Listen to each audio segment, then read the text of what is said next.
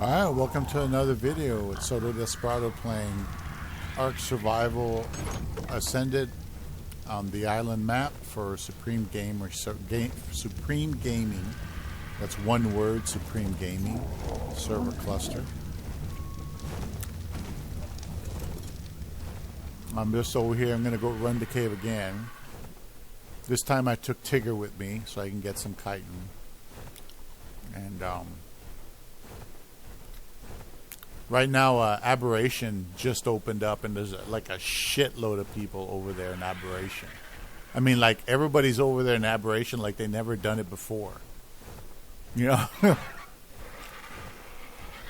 They're like, oh, it's a new map, it's a new map. And it's like one of the oldest fucking maps. You know? And that's why I was like, shit.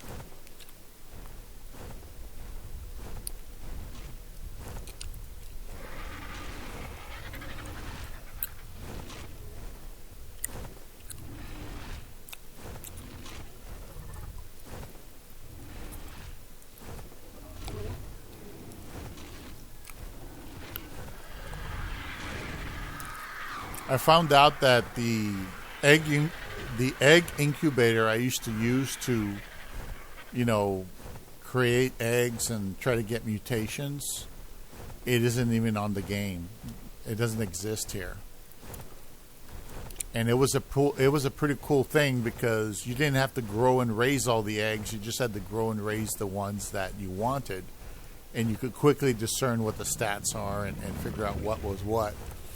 Now, they have some mods in here that I don't understand yet. I'll have to research it. So, like, if I do this, I go mu. Oh, what's this?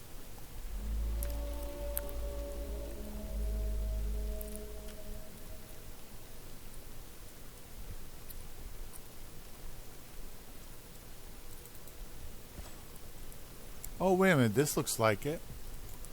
It says, use it to store cryopods. Comes with newborn auto trap.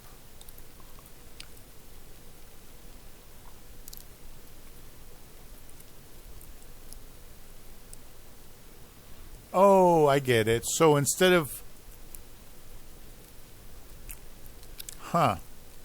Well, I can try to do this, but I don't have 500 electronics. That's a hell of a lot of metal and electronics and poly.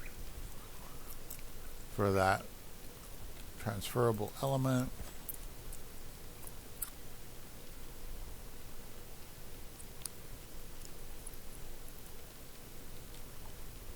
Anyway, there was let me undo this search.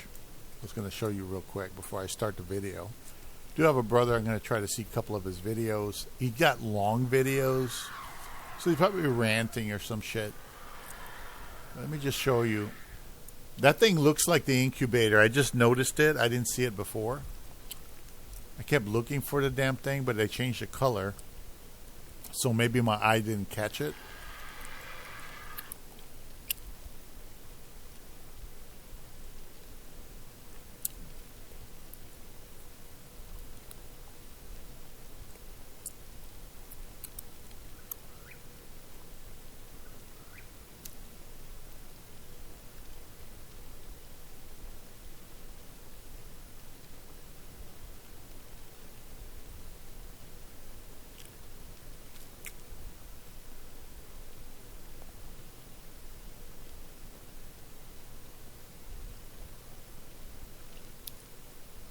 Where the fuck is it?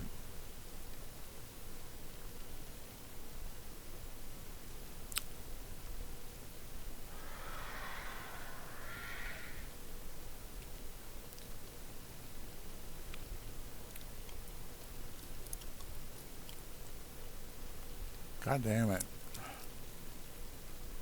Here it is. Gene storage. It says a specialized storage container that for traits harvested from creatures requires a gene scanner to power and access. But this is all from this mod. You have to have a certain mod. You see this guy with the face? That's like Billy Bob's, or what's it called? Bob's Tall Tales to unlock. Good thing is you get all the Western stuff too, but That's what it is. You get the scanner, and you get this thing that stores traits. So I'm assuming those are statistics. You know, I don't know what else to say. Well, anyway, let's go have some fun. Try not to lose my mount.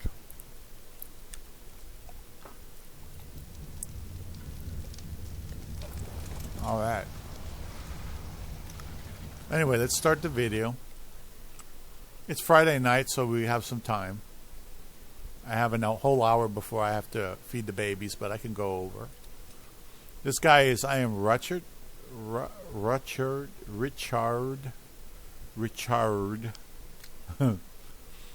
Says used cars are a scam. Pretty much everything is a scam at this point. Venting.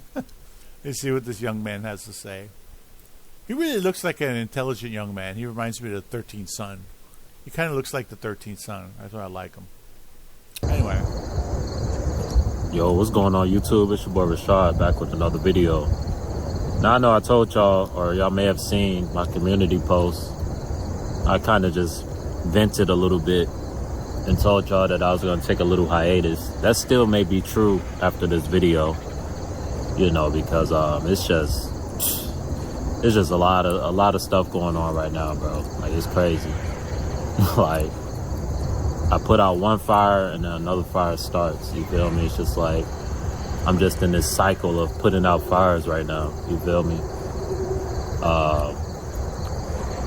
Right now my car is in the shop. The last of the little money that I was holding on to that was keeping me afloat, I'm gonna have to spend all of it. Pretty much every dime I had left, I'm gonna have to put towards fixing my car, because I pretty much got scammed. I pretty much got scammed by the dealer. You know what I'm saying? He sold me a used car, you know, and he gave me a car note for a used car at the price of a brand new car. Mind you, this used car is a luxury vehicle, or is considered a luxury vehicle. But I don't know, I feel like it isn't worth what I pay a month. Like the car, my old car, I didn't pay as much as I paid for this car, and it was also a used car. You know what I'm saying?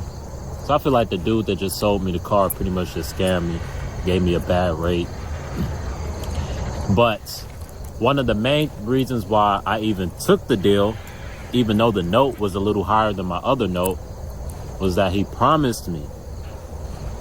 He told me that I will have a 2-year warranty, and I can go to any shop, anywhere, and that warranty covers, you know, the repairs, you know? The first time I had some issues with the car, I called the dealer and, you know, I asked him, like, hey, so just to confirm, like, hey, when you sold me the car, you said that the warranty is good for 2 years and it's good at any shop. Is that correct? He was like, yeah, blah, blah, blah. Like, I can recommend you to a shop, this, that, and the third. So he recommends me to a shop. Now, I get to the shop and the people at the shop look like they were his cousins or some shit. Like, you know what I'm saying? I believe they're like Arab or some shit like that. You know what I'm saying? And I get there and I tell them I got a warranty, this, that, and the third, and they're like, you're good, you know? So the first time I go there, the car has problems. I asked them to look at it, and they fixed it for free. Apparently the problems were gone. But I get the car back, pretty much the same issues that I had were still there. You know what I'm saying? So I was just wondering, like, what did y'all fix? You know what I'm saying? Like, the only thing that I could tell that was different was that the little notifications weren't popping up anymore. So I'm like, did y'all just finesse the system and just you know, do some sort of tech shit and turn the codes off so it'll look like y'all fixed it when y'all really didn't do anything? So I get the car back, this, that, and the third. I end up having to bring it back less than a month later because the maintenance light had came on. The maintenance light and a bunch of other lights. So I take it back to them. And now they were telling me that, oh, this time, you know, the warranty isn't going to cover everything, this, that, and the third. And I was like, okay, does it cover like some of it? Does it cover any of it? Like, isn't that the point of a warranty? You know what I'm saying? If you got any issues with the car, it's supposed to, you know what I'm saying, at least help you out. Like, if they don't cover the whole price, at least cover half or cover the service fee, something. Right? So the second time I bring it back to them to have them look at it, mind you, they had my car for about 2 weeks, bruh. 2 weeks. And this wasn't a walk-in. I made an appointment. And I showed up, and it took them 2 weeks, bruh. I literally just had to keep like calling them like, bro, like, what's the deal with the car? Like, it took them a whole week just to give me a diagnosis, bro. You know what I'm saying? So like, I started to peep the second time I brought it there that they was off on some BS. You know what I'm saying? And like I said, I just kind of got a vent in this video for anybody who cares to listen. Y'all can listen, you know. So I bring it back the second time and they do a diagnosis and all this, that, and the third. And, you know, basically in the diagnosis, because when I went back the second time, he was like, can you write down everything that's wrong with the car? But I was thinking to myself, isn't that your job? Right? Why are you having me write down everything that's wrong with it? I brought the car to you. I said it's some check engine lights on. It's your job as a mechanic to go figure that shit out yourself. But it's like he was trying to have me do his job for him. Like, oh, can you diagnose the problem? Like, can you tell me what's wrong with it? Nigga, that's why I'm bringing it to you. If I knew what was wrong with it, if I knew how to fix it, I would do it myself. And this is one of the reasons why I want to learn how to fix cars, bro. Because these mechanics is really screwing people over, you know. But, So yeah, that second time, bro, they ended up like, because I was trying to get, it was a bunch of stuff that needed to get fixed, you know what I'm saying? And he was saying like, oh, like, this time he had a little accent and shit. He was like, this time the warranty won't cover all. You may have to pay some out of pocket. I'm like, for sure. I'm thinking I'm about to pay some out of pocket. So ultimately, and I pretty much got scammed, bro. I ain't gonna cap. But I was just ready to get my car back. You know what I'm saying? They were trying to hold my shit hostage if I ain't pay it. So ultimately, I went back, bro. I was waiting for them to give me a price and shit. And I just told them, bro, I need y'all to fix the essentials. Like, it was like some sensors and shit that needed to get replaced, like a camera that needs to get replaced. And that shit was like over a rack. I'm like, bro, I don't got money to come out of pocket over a rack. Like, I thought the warranty was supposed to be covering this shit. And he was like, no, the warranty doesn't cover this, that, and the third. I'm like, bro. So, like, basically all the essential stuff, like all the real work, all the stuff that's going to cost money, the warranty don't cover. You know, pretty much all they covered was the service fee. And who says they even covered that shit? No, they didn't cover that shit. So, bro, ultimately, I just told the dude, bro, like, man, just clean out my filters, bro. Give me a oil change, and I'm good. I'm thinking this shit gonna be like $100, maybe less, bro. Tell me why I pull up to get my car, bro, and folks charge me $250 before taxes. Before taxes, it was like $249 for an oil change and a new filter, my nigga. Bro, you can get that shit done for $40. You can get, bro,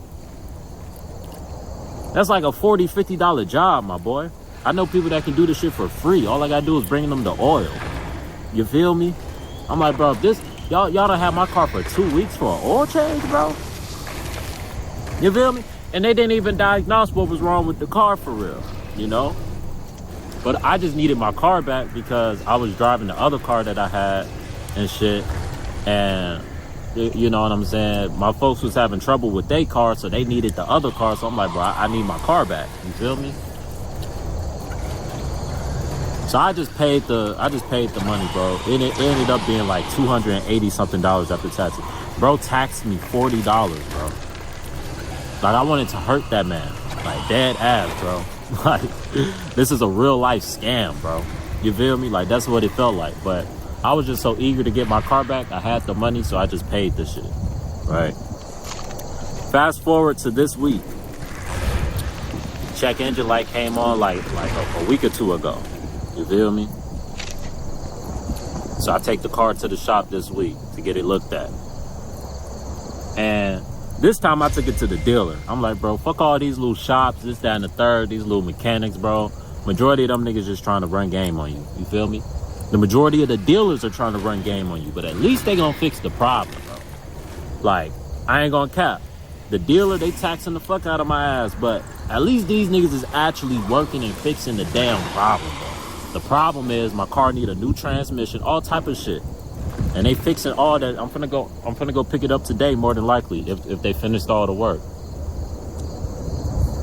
You feel me? I take it to the dealer and they gave me a whole breakdown. They ain't asked me, oh, what's wrong with the car? Can you write down what's wrong with the car? No, I brought the car in. I said, I need a service check. My maintenance light is on, this, down the third. He said, cool, just come in my office. Let me get the keys. I'll be right with you. Came back with a whole list, this, down the third, how much it's gonna cost within 5 minutes, bro. Not 2 weeks. It ain't take them 2 weeks to give me no estimate. 5 minutes, bro. 5 damn minutes. So that really just had me looking at that little shop that I took it to even more side-eye. Like, bro, y'all had me waiting 2 weeks. Y'all had me waiting a week just for a diagnosis. 2 weeks just to get the car. And the only reason they got on it was because I told them that I was just going to take the car to a different shop. Like, I literally called them. I said, bro, y'all have had my car way too long, bro. Like, I need my car, bro. Like, if y'all can't figure out what's wrong with it by now, I know other places I can take it to. He was like, no, we can have the car ready today. So that just tells me y'all was bullshitting, bro. Y'all could have had the car ready a week ago, but y'all weren't prioritizing the shit. You feel me? So goddamn. So I take it to the dealer yesterday, or was it yesterday? Shit. What yesterday. I take it to the dealer yesterday. Yeah, it was yesterday. Yesterday was Tuesday. Because Monday they was closed. I initially took it there Monday, but they was closed because of Labor Day. Right. So you feel me? I take it there yesterday, and he told me it may take a week for them to get to it because there's some other cars ahead of me, this, that, and the third. And then he called me back like an hour later, like I'm able to get to your car faster. It was a misunderstanding or some shit with the other appointments, and I can have your car ready by the end of the day. I just need you to agree that, or he found some, you know how dealers are. They try to get as much money out of you as you can. He was like, yeah, I found this little, the sensor, this little new camera for the sensor on the front. He's like, it's gonna cost you about $2,000. I'm like, $2,000? And I asked him, I'm like, so the warranty doesn't cover anything? He was like, yeah, I talked to your dealer and I got in touch with the warranty company and they will not be able to cover anything. I was like, anything? He was like, yeah, nothing, not even the service fee. Damn.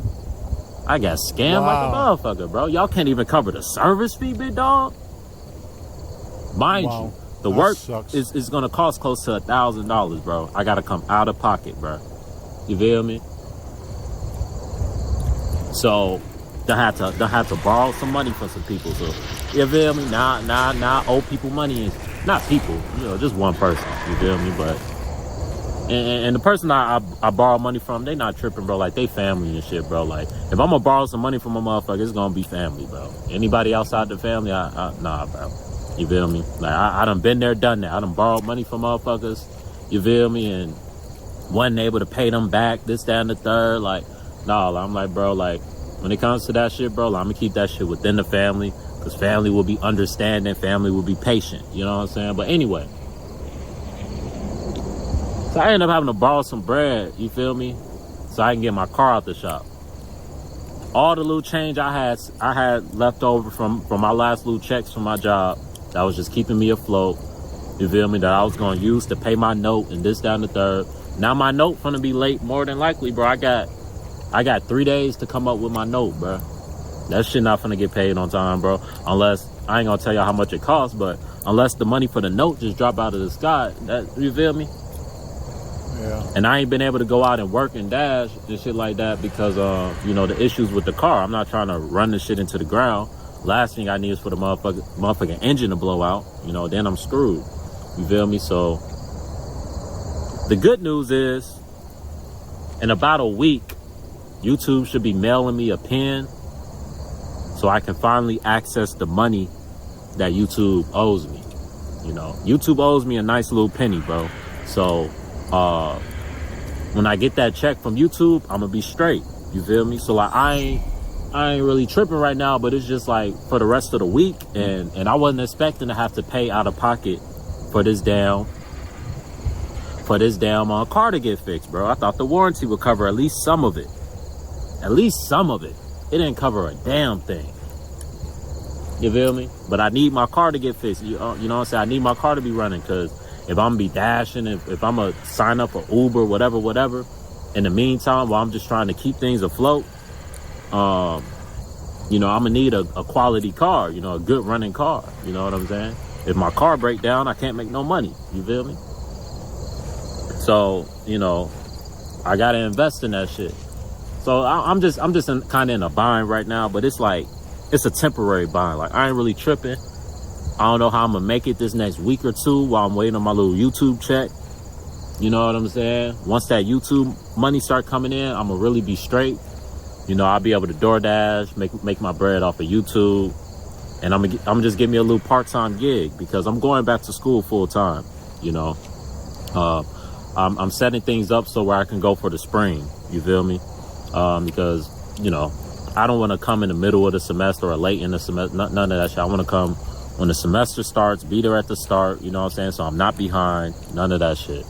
And also, I just need some money. I just need some time to get my finances and my bills in order. You know, I want to have at least 2-3 months of my car note saved up, so I can just really just chill. You know what I'm saying? So my goal the rest of this year is just to hustle and save as much money as possible. Find me a little gig where it's flexible hours. You know what I'm saying? I've been hooping a lot more, getting myself back in shape.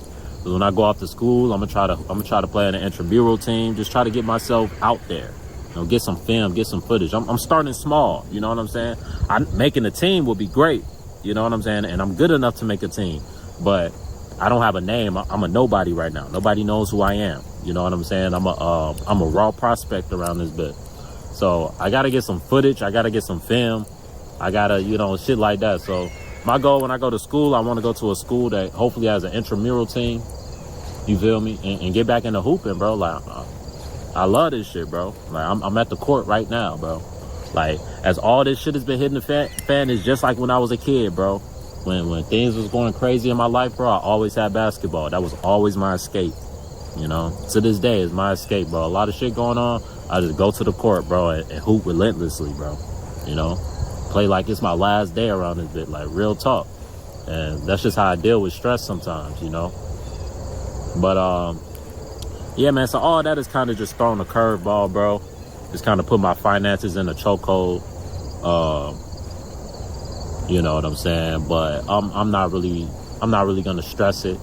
You know, I know I'm gonna get my car back today. I should be getting it back today, unless, you know, it was some delays on them finishing the work. I should have it back today. I'll be able to get out, start making some money. You know, I appreciate all the contributions. You feel me? My Cash App will still be in the description for anybody who want to send contributions. Really, I just need to stay afloat until this YouTube money start coming in, bro. You feel me? But once this YouTube money start coming in, bro, between the YouTube money and between DoorDashing, I really won't have to work. Like, that's really going to be my job. You know what I'm saying? I will make, from YouTube and from DoorDash, I will make pretty much what I was making at Amazon. You know what I'm saying? On a normal week from Amazon, if I worked all my hours, I'll make a little over $600 a week. You know what I'm saying? If I put some overtime in, I get like $700-800. If I was really grinding and really putting some overtime in, like some six days a week type shit, my check would be like a rack. You know what I'm saying? But you know, all I really need a month to be straight is a little over $1,000, bro. You know what I'm saying? Like $1,000 to $1,500 a month, bro. If I can make that a month, if I can find a way to get out and grind and make that a month, I'll be fine, bro. I won't have to work. I can just make my videos, DoorDash, focus on school. I've been reading a lot. Last night, bro, I deleted all my social medias and I just read the Bible until I fell asleep. Real talk. I just read the Bible until I fell asleep. I was feeling just stressed out, overwhelmed, irritated. Motherfuckers was the last video I posted was getting a lot of negative energy and shit.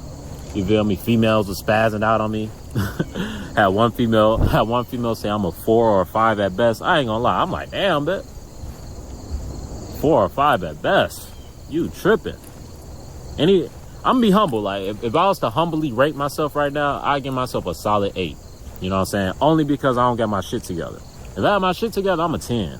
I don't give a fuck what nobody talking about. I'm a 10. But shorties in my comment section talking about I'm a 5 or a 4 at best, respectfully. I'm like, yeah, whatever. That's not what the majority say. You feel me? But I'm just looking at the comments like, damn, why all the hate, bro? Like, what's going on? So I rewatched the video to like, peep like, bro, like, why is niggas tripping, bro? And I'm like, all right, I guess they just sensitive to the topic, bro, because I guess I look like in that situation, I look like a a-hole. I look like somebody who, whatever, but I was 16 years old when that happened. You feel me? And I can have a preference, bro. You feel me? How y'all gonna get mad at me? Motherfuckers started unsubscribing, this, down, the third, because I was saying I had a preference. And I was saying shorty wasn't my type. And then it's like all the shorties that was, you know, I was peeping like, I don't know, like most of the shorties that was mad at me, bro, like, they was like, you feel me? Like in that 6 or 7 range, you know what I'm saying? Just based off the pictures, y'all profile pictures, you know what I'm saying? So I'm like, bro, maybe you just, you know what I'm saying, you just offended the everyday average woman, you know what I'm saying? And they in their feelings, bro. But that wasn't my intention, bro. I wasn't coming on here to try to body shame or anything like that. But I guess in that video, I was kind of body shaming. You know, I said shorty had a box booty, whatever. You feel me? That's just my preference, bro. I like a female with a nice shape, bro. That's just my preference, bro. Like, it is what it is, bro. Like, and it ain't even about it being the biggest booty, bro. It's like, I just like a nice shape, bro. And shorty ain't really have a nice shape to me, you feel me? So, like, that's all I was saying, bro. But, like, I guess females took that shit out of context and made it like, oh, I'm just being super cocky and I just think I'm so much better than people. Like, bro, like, it ain't even that deep, bro. Like, really, bro. Like, that shit really just blew me last night. Like, once cause bro, I lost like 10 subscribers within 2 hours. I'm like, bro, why niggas unsubscribing, bro? Like, what's going on? You feel me? So I'm like, bro, if that video is causing this much harm, bro, I'm gonna take the shit down, bro, cause now the business is suffering. It's like if you work at a restaurant, bro, and you put out a new dish and you think that dish fire, but everybody like, this got too much salt, this too sweet, this too this too that, and they start giving your restaurant bad reviews and they don't want to come back. You're gonna have to get rid of that dish. You know what I'm saying? You're gonna have to get rid of that dish, or you're gonna have to replace it with something better, bro. You feel me? Like, it is what it is. You feel me? If it ain't good for business, it gotta go. You feel me? That video, for whatever reason, I thought it was funny. I thought it was a good video. Shit, rewatching the video, I was laughing. Like, I'm thinking like, okay, it's a lot going on. Motherfuckers got a lot going on in their life. They may need, like, you know what I'm saying, some comic relief. You feel me? Like, that's all I was trying to do, bro. And it's like, for motherfuckers to flip it and make it like, you know what I'm saying, I'm on here trying to bash women. I'm like, bro, I can't win with y'all niggas, bro. That shit blew the hell out of me, bro. So I just took that shit down, bro. I'm like, word.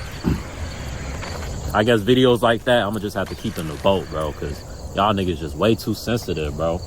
You feel me? Like I said, I ain't perfect, bro. I got a past where, you feel me, I was wilding, bro. And like, if I can't even like retell those stories, relive those stories without y'all goddamn judging a nigga or looking at me different, bro, like, bro, this is how I was moving as a 16-year-old horny ass high schooler, bro. You feel me? I'm 22. I turned 23 at the end of this month, bro. I think completely differently now. But am I wrong for reminiscing or reflecting or just telling an old story, bro? And putting y'all in my shoes and like when I tell a story, I want you to feel like you were there type shit.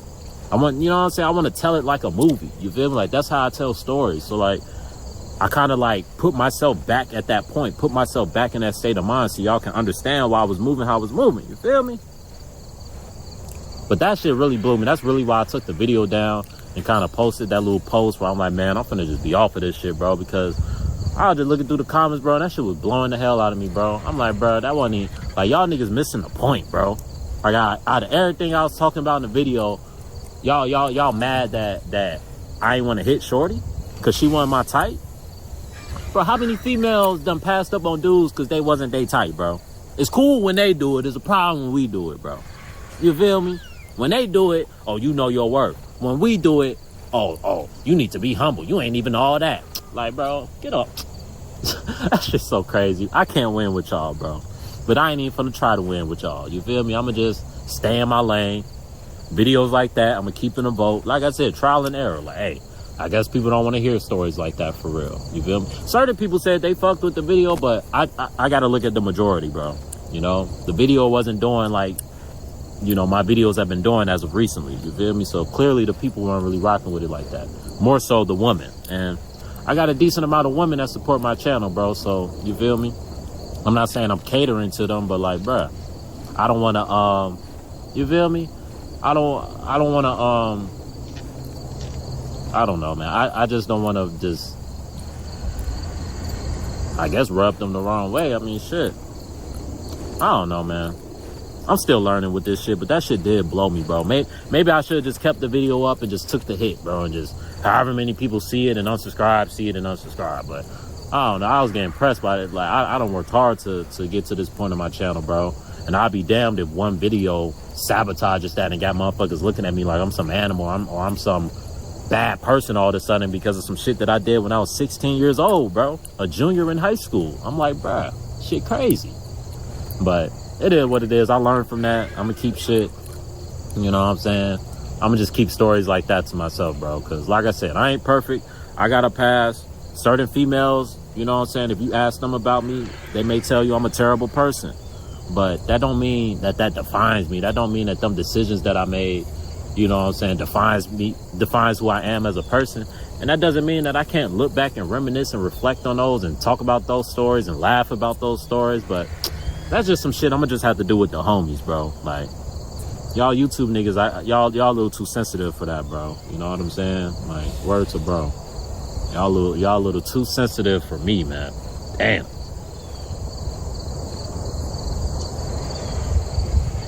But yeah, man, that's why I'm at the point I'm at now, bro. I still, after this video, plan on taking just a little break, bro. Just, you know what I'm saying? Just get in reality, bro. You feel me? Get in reality. Hear the voice of God, bro. Like, that's really the only voice I'm trying to hear right now. My voice and the voice of God, bro. Like, I ain't watching no other content creators right now. You feel me? I ain't on nobody's social media right now. Like, I'm just reading my Bible. I got a couple books I'm reading. You feel me? Working out, making this money. You feel me? Like, that's what I'm focused on right now. You feel me? And you know, once things get in order with my life and shit like that, bro, you know what I'm saying? Then I'll be able to come back and give y'all the videos y'all want, bro. You feel me? Like, y'all tripping about, oh, you out here looking like Frederick Douglass, did that and the third. Like, y'all worried about all the wrong things right now. But, you know, I'm gonna just take this time, bro. When I come back, I'm gonna trim the beard down, you feel me? I done finally came to the conclusion that I'm gonna trim the beard down. I always get to a point where it's like, all right, bro, like, you feel me? Food and shit start getting stuck in your beard, you know what I'm saying? My beard grows very fast, bro. So once I shave this shit, bro, within a month or two, it's gonna be back like this again, bro. Like, that's why I don't be so quick to shave it, because it's like, bro, that shit gonna go back. Niggas be thinking I'm capping. Oh, you just saying that, bro. My hair literally grows fast, bro. Like, faster than normal niggas, bro. But niggas just be thinking I'm talking. It always be niggas doubting the motherfucker, bro. Like, why are my people like that, bro? Why is it like the majority of the hate that, like the majority of the motherfuckers hating on my video was so-called black women, bro?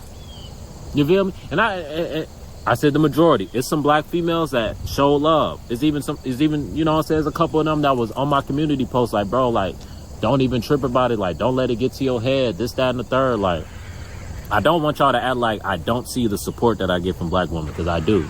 And the support that I get from the black community, because I do. But it's like, damn, bro, like, I just be seeing a lot of y'all niggas in my comment section hating, bro. It's like, why? Why y'all hating on y'all fellow brother trying to come up in this shit, bro? Like, y'all need to be more supportive, bro. Like, you don't come across too many 22-year-olds like me, bro, trying to get on the right path, trying to inspire and motivate people to do better, bro. And being genuine, being open enough to talk about shit that I don't even feel comfortable talking about, but like, I'm addressing uncomfortable topics so people that are suffering in silence can know they not alone, so they won't off themselves, bro. Too many motherfuckers out here just giving up, bro. Too many dudes out here just giving up on life, bro. You feel me? Ain't got nothing to live for, bro. Speaking curses on their name, bro. It's a lot of motherfuckers from the hood, bro. Your situation not changing because you speak curses on it, bro. I was on one of my homies' Snapchat, bro. One of my niggas from the hood, bro. And man, like, or his Instagram or whatever, bro. Like, the shit he posts is just so negative, bro. I don't understand. It's like you a healthy, strong, able-bodied young man, bro. Like, no Diddy, but like, why you out here tripping like your life sucks, bro? Like, bro, look at, I don't know, man. It's like certain motherfuckers just don't appreciate the small shit, bro.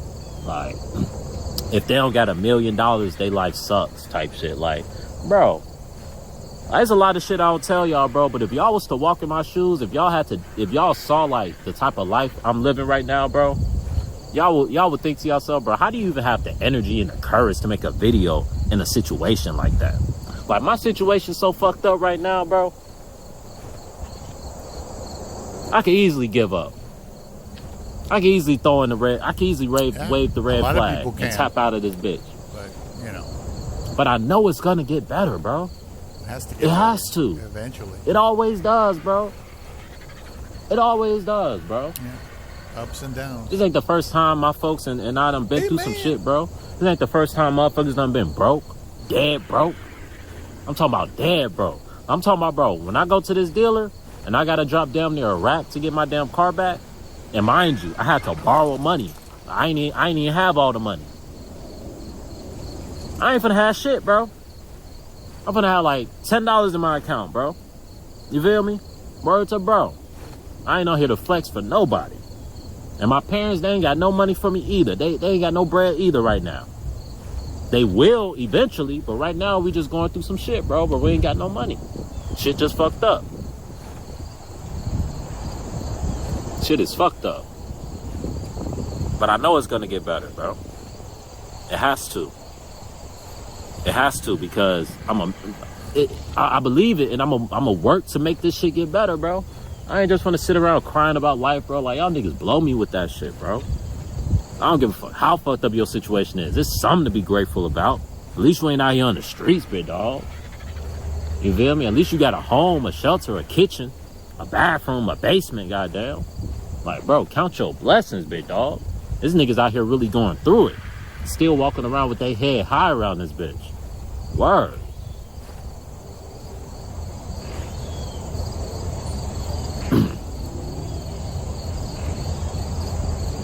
But yeah, man, it's just so much shit going on, man. I had to get out the house, bro. I had to get out that damn house, bro.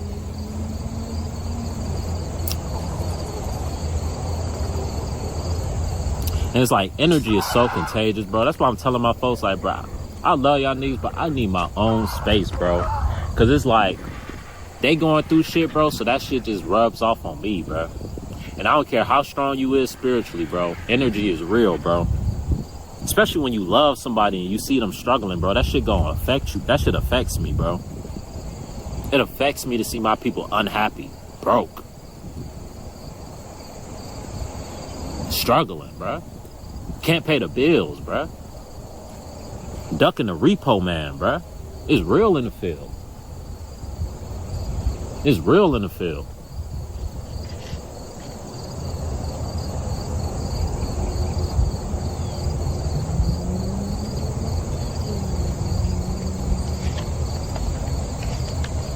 Ain't got no money, bruh.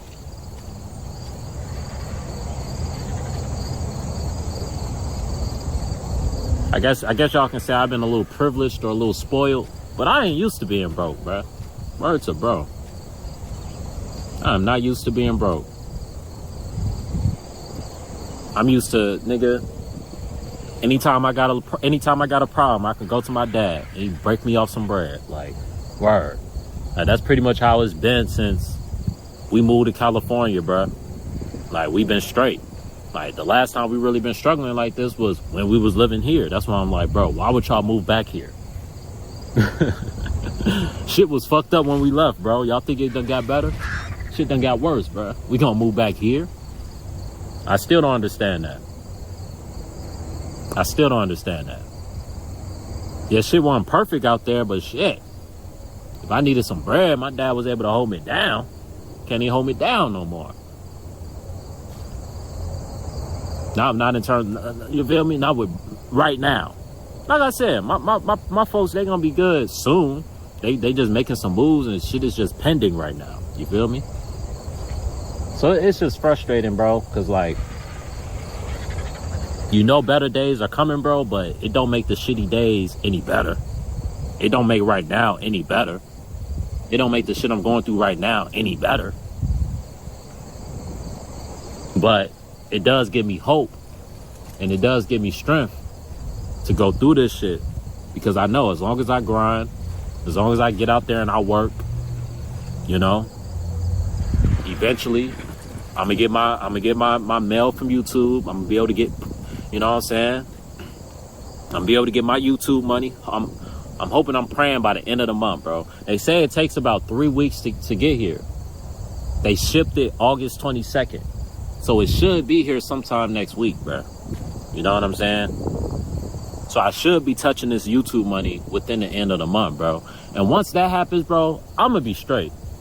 I had that money coming in. I know the videos, I'm just speaking it. The video's gonna continue to do well. The channel's gonna continue to grow.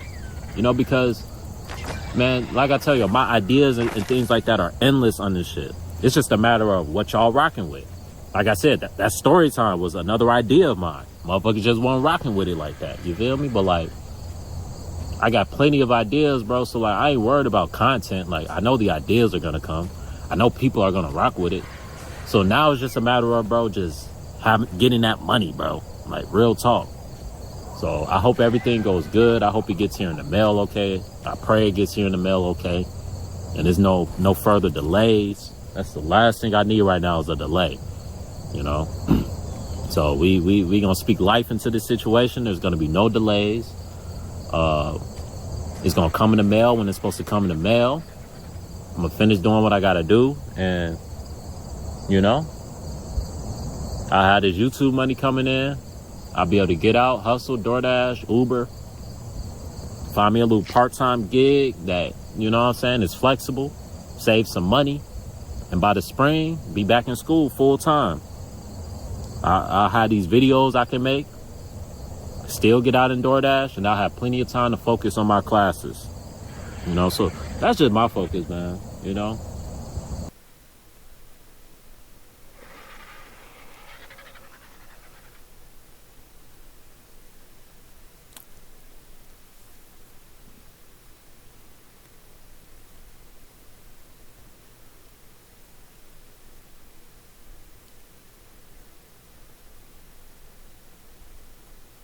Interesting.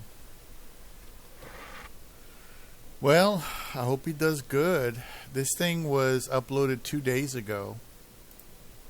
And there's another one by him that's another 40-minute video or so. My closest friends cut me off. So this was 2 days ago. This other one is... I don't want to live not.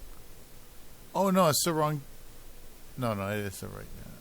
That is the right guy. It's just... Okay, that's a commercial. That was a day ago. So this is afterwards.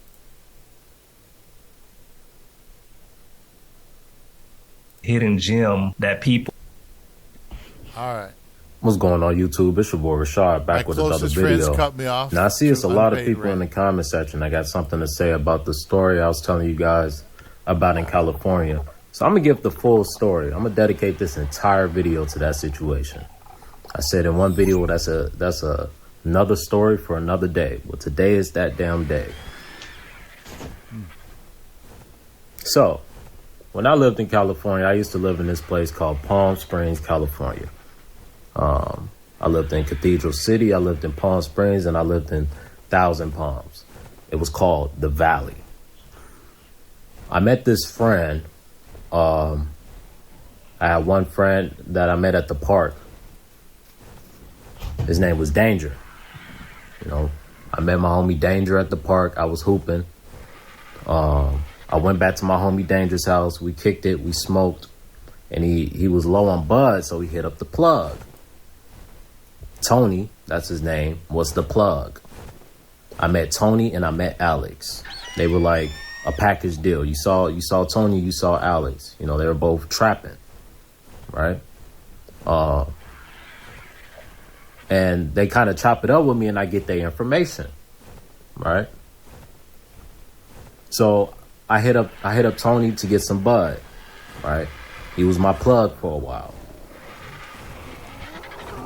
I went from just hitting him up to smoke to hitting him up for bud to hitting him up to smoke. Like they offered like a session and this, that, and the third. You feel me? Like they fucked with like how I thought and shit like that. And we became friends. You feel me? When I first met Tony, he had a girl. He was deeply in love. When I met Alex, he was just kind of on his own shit. You feel me? Working.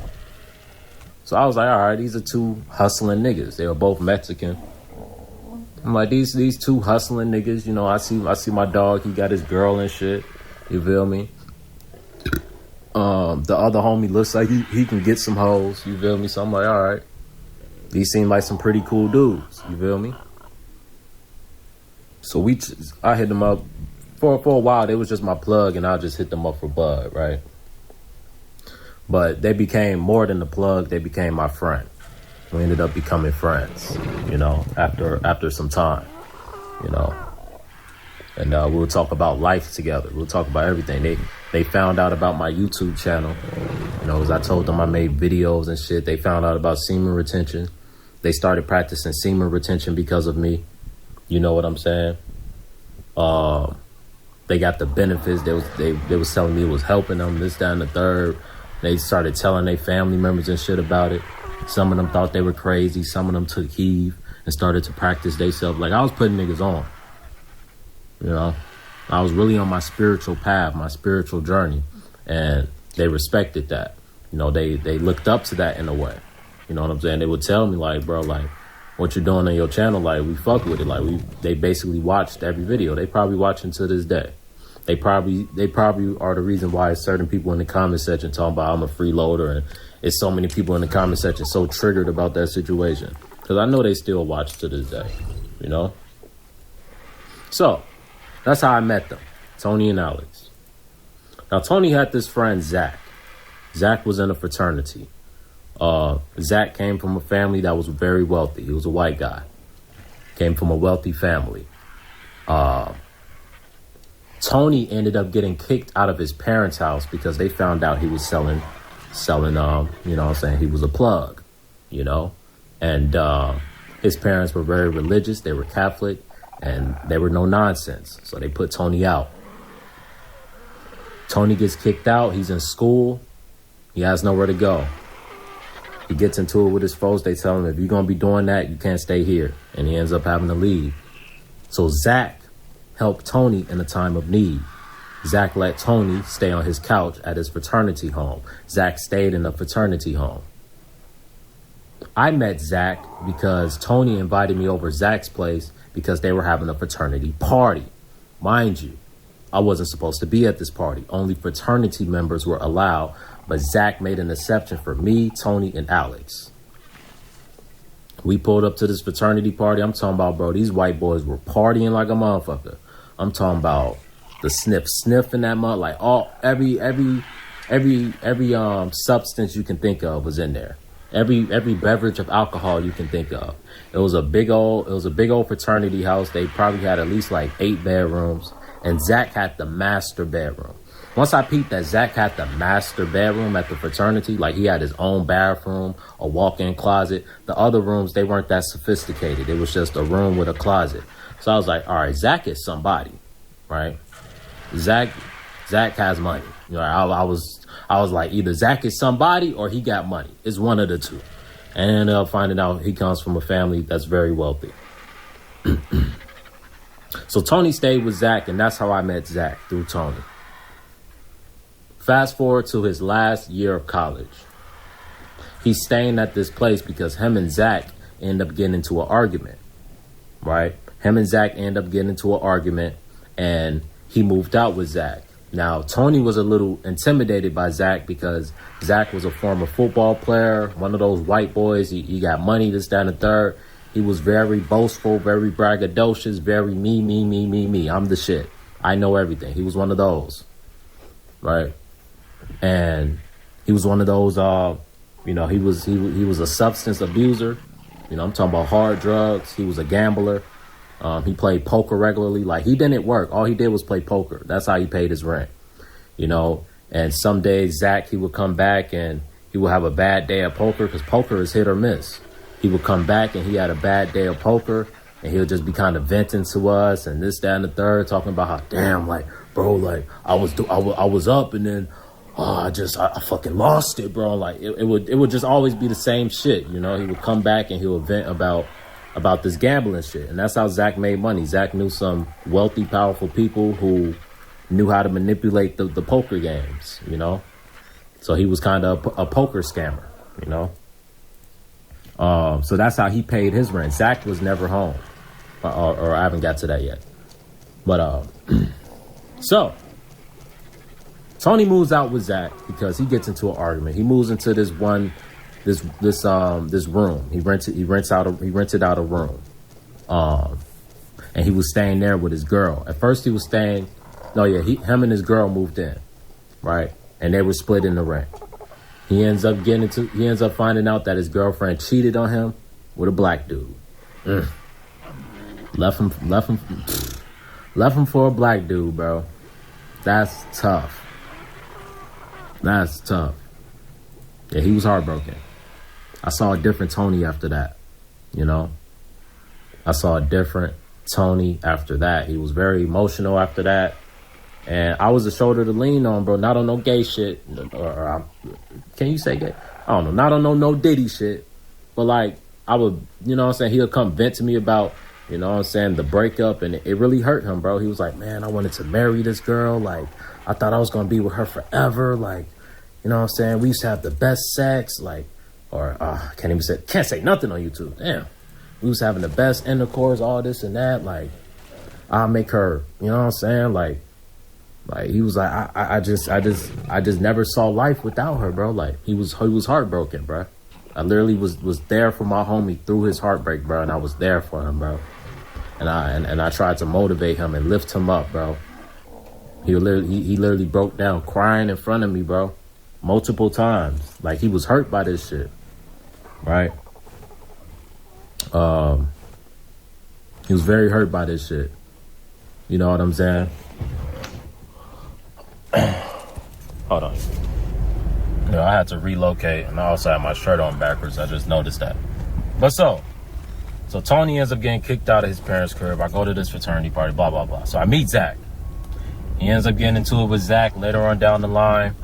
He moves into this one place with his girl. Him and his girl break up.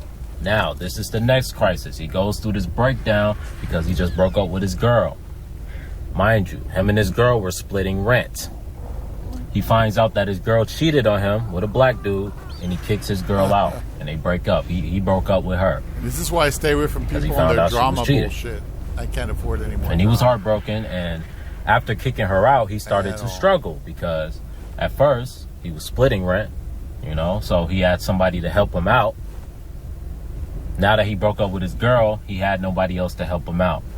So he ends up struggling bad the rest of that semester. Stone or something. And then the next semester, he thought that the last year would be online because of the whole pandemic stuff. You know what I'm saying? Or Yeah, the whole pandemic stuff.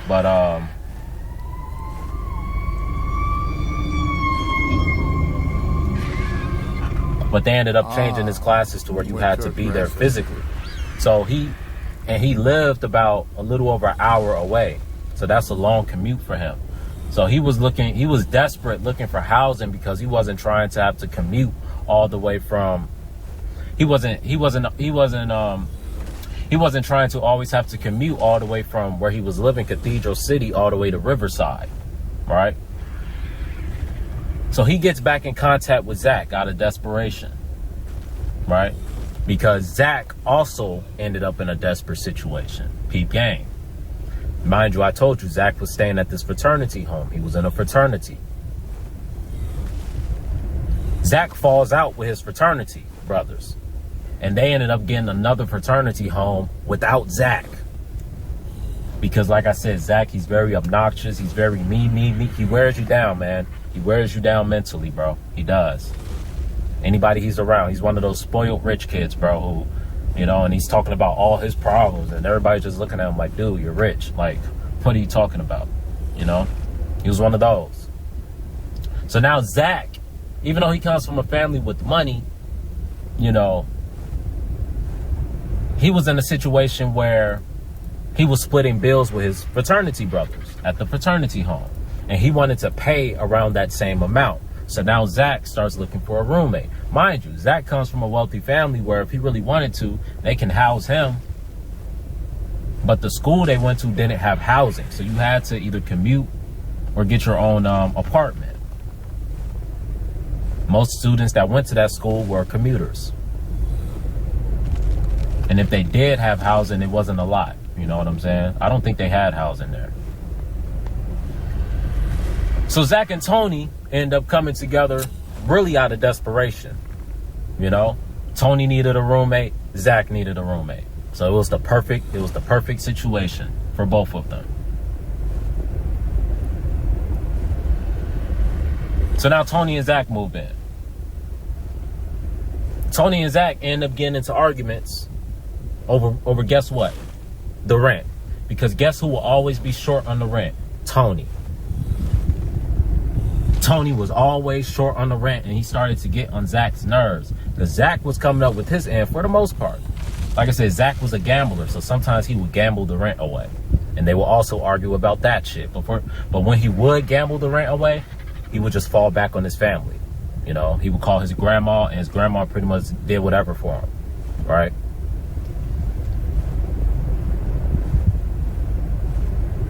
So Tony and Zach are struggling with the rent. So Tony, being the psychology major, being the genius, he's like, all right, we need more roommates. We need some people to help us hold these bills down. So he offers for me and Alex to move in. Now, shit may start sounding weird, but wasn't no Diddy shit going on. Some people in my family, you know what I'm saying? This is also why they thought I was on some Diddy shit because of this situation. You know what I'm saying? They were like, bro, you were rooming with 3 other dudes? Peep game. Like I said, they're Mexican.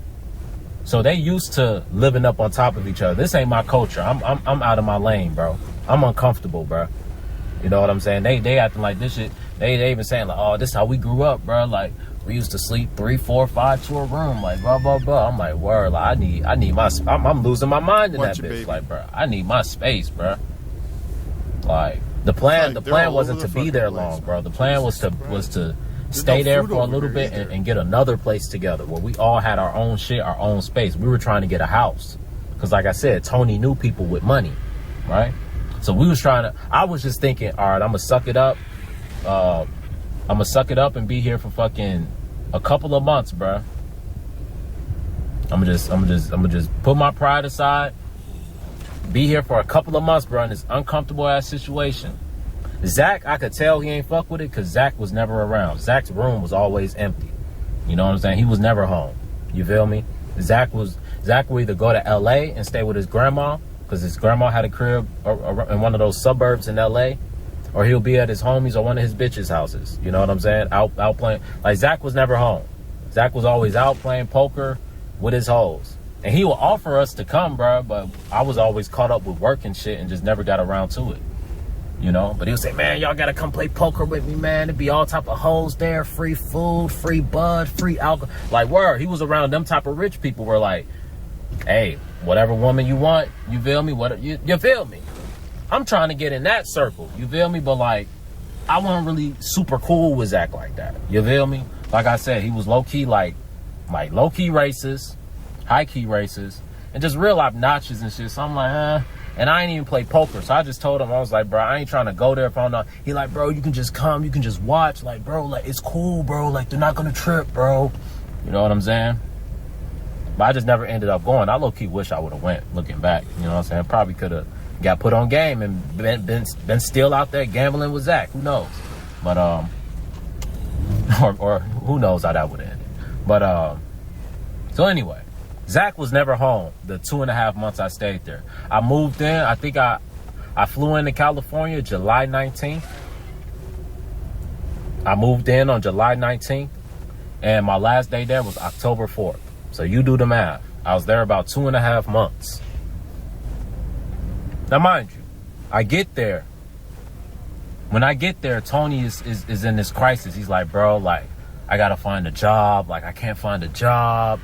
He keeps getting turned, but he was looking for the job that he wanted. Because mind you, he had just graduated college. He had just got his degree. So he's thinking, all right, I just graduated college. I got a degree. I'm going to be able to get me a nice, good paying job. But he was in for a rude awakening. With his psychology major, that didn't hold a lot of weight with a lot of these jobs, bro. You feel me? Unless you're trying to be a psychologist or some shit like that, like, or a teacher, you feel me? Like, that psychology major wasn't really holding too much weight, bro. And he started to find that out the hard way, and he was just going through a phase. Like, he had spent a month trying to get jobs, and he was getting turned down. He couldn't find the job that he wanted, right? So mind you, I get there, Tony's not working. Alex was working. Zach, you know what I'm saying? He was working, I guess, gambling. That was his way of working, and probably doing some other shit that I don't know about, you know? But Tony, he was the only one not working, and obviously I didn't have a job because I just got there. But before I left, I got my security my guard card, so I could be a security guard. So I went down to the security firm down in Riverside, and I had a job within a week, bro. Doing security, working at this. I was working at this place called Wayfair. It was a Wayfair factory, you know, and where was that? It was somewhere in the hood. You know, they always put the factories in the hood. You know what I'm saying? So I ended up working at Wayfair doing security. All I did, I sat at the front desk, opened the door, did a little paperwork. Like, I wasn't doing shit all day. You feel me? One of the easiest jobs I ever had. The only thing I was a bitch about it was they wouldn't let you be on your phone like that, but you know how that go. They say don't be on your phone, but you still gonna be on your phone. You know what I'm saying? Meet Asana, a work management platform that helps companies get more done and save more time. Teams can stay connected while they track updates and visualize timelines. Asana, a smarter way to work. Try it for free today at asana.com. So I got that job within a week, bruh. Mind you, Tony has been looking for jobs for months. So I tell Tony, I'm like, bruh, like you can get a job at the working security, bro. Like, even if you don't have a guard card, bro, like, they'll get you in, and at least you will have a job, bro. But he ain't want to do security, bro. It's like he being bougie, he being picky. He like, bro, it's been a whole month, bro. You don't got a job, bro. You got to get a job, bro. So he just DoorDashes to keep things afloat. He says, I'm gonna just DoorDash, and hopefully that's enough to pay the rent. So Tony just DoorDashes the whole time I'm there. He did try to get jobs, but he tried to get jobs that he wanted, and those jobs didn't hire him. He had too much pride to go down and just get any old job, or just get a security job, bro. I was trying to tell him, like, bro, the security is easy. You just sit around and just bullshit. You just sit there and look tough all day. Easy money, bro. But he didn't want to do it. Me and another homie that I knew that was doing security tried to put him on with security, bro. So once I started to peep, and even my homie, we used to have conversations about this nigga. Like, bro, this nigga ain't really got that drive for real, bro. Like, Like I was literally watching this nigga fold, bro. You feel me? Like, I'm like, bro, like, you just gonna sit around here and then you short on the rent, bro. Then every time the rent was due, he'd get to stressing, bro. But you weren't stressing when you was sitting around playing Batman all damn day. Bro, this dude literally completed Batman to 100% completion. Like, he was on some nerd shit, bro. Like, he was on, like, you feel me? He just gave up. Like, once the jobs that he wanted didn't hire him, he just threw in the towel. And after a month, he told us, like, yeah, bro, like, because, like I said, we had planned on all of us getting together with some more homies and shit like that and moving in and getting a house, bro. Because some of them niggas had good credit and this, that, and the third. We was going to put all our money, all our resources together and get a house where we would all have our own room and shit and wouldn't have to pay that much rent. That was the plan, bro. But after a month, when Tony couldn't get the job that he wanted, paying the amount that he wanted a good job paying good money. But the good jobs paying good money weren't hiring him, bro. He didn't have any experience. He didn't have a good resume. He thought that degree would be enough. It wasn't. Yeah, no shit. So Tony ends up getting defeated, bro. And he just kind of gave up. He just kind of said, you know what, he literally said, I ain't even gonna look for a job no more. And he told us, like, bro, I'm gonna just end up going home. He was like, bro, when the lease is up, bro, I'm gonna go home. And me and Alex were so pissed off, bro. Because, bro, Alex was a go-getter, bro. Like, the only reason me and Alex aren't cool to this day is because of the situation that happened with the rent, bro. You feel me? Other than that, me and that nigga still be locked in, bro. Like, Alex was a go-getter, bro. And he was getting hoes. He was over. Some nights he wouldn't come home because he was out with his coworker friends getting some poom. Like, word, like, Alex was a dog, bro. Like, he was a go-getter. I started to see who the wink link was, and it was Tony. He ain't had that dog in him, bro. He did not have that dog in him, bro. When shit started getting hard, when the rent was due, he always be complaining, like, bro, like, I'm just hoping, this is literally how he would talk, like, bro, I just hope that DoorDash goes well and, you know, I can just get this rent paid, bro, because fuck. Like, literally, like, every time the rent would be due, it would be the same energy with this nigga. He's like, bro, I don't have my rent, like, I'm short. And mind you, once I got that security job, I always had money. I always had the rent. I wasn't struggling. It was this nigga that was struggling. It was this nigga that wasn't eating. It was this nigga that was fiending for bud. And I'll spot this nigga bud. I'll smoke this nigga out. This, that, and the third. It was this nigga that when the jobs he wanted didn't hire him, he didn't just go get any old job to make ends meet, bro. He just gave up and went home, bro. So yes, when I got there and I worked and I seen that after 2 weeks, bro, and he knew I had just got a job, I'm like, damn, you already asking for rent, bro? Like, you ain't gonna... Like, can I at least get my first check, bro? Can I at least get 2 checks, bro? Can I get on my feet, bro? Like, and he knew when I got there, I ain't had no money. I had to borrow money just to get a flight there. You feel me?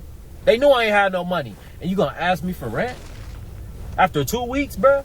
And you seeing I just got a job? Once I peeped that, I'm like, all right, whatever, bro. But I just told him I had the next month of rent. And if he was really a man, if it was really a problem, if me not having the rent after those 2 weeks was really a problem, he could have put me out, bro. And I would have moved in with my dog.